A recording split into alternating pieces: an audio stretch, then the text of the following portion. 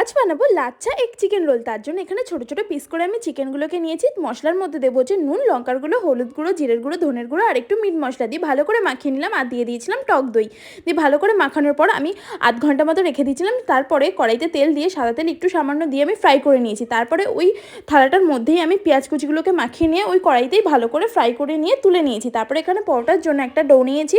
ডোটাকে ভালো করে বেলে ছুরি দিয়ে এরকমভাবে কেটে নিতে হবে। তারপরে আবারও মুড়িয়ে নিয়ে এরকম পরোটার মতো বেলে নিতে হবে। বেলে নেওয়ার পরে চাটুতে আমি এপিটোপিট সেঁকে নিয়ে তাতে তেল দিয়ে এপিটোপিট ভালো করে লাল লাল করে পরোটার মতো ভেজে নিয়েছি। তারপর একটা ডিম ফাটিয়ে দিয়ে দিলাম। তারপর ওপর থেকে একটু নুন ছড়িয়ে দিয়ে পরোটাটাকেও দিয়ে ভালো করে ভেজে নিলাম। ভেজে নেওয়ার পরে এবার রোলের মতো সাজিয়ে নেবো। তার জন্য এখানে আমি দিয়ে দিলাম হচ্ছে প্রথমে চিকেনগুলো আর পেঁয়াজটাকে দিয়ে দিয়েছিলাম, যেটা ফ্রাই করে রেখেছিলাম। আর দিয়ে দিলাম শসা কুচি, পেঁয়াজ কুচি, লঙ্কা কুচি, লেবুর রস, আর দিয়েছিলাম একটু চাট মশলা আর নুন, আর দিয়ে দিলাম টমেটো কেচাপ। দিয়ে ভালো করে মুড়িয়ে নিলাম রোলের মতো। দেখো খেতে কিন্তু দারুণ হয়েছিল। তোমরা এইভাবে ঘরে বানিয়ে খেতে পারো।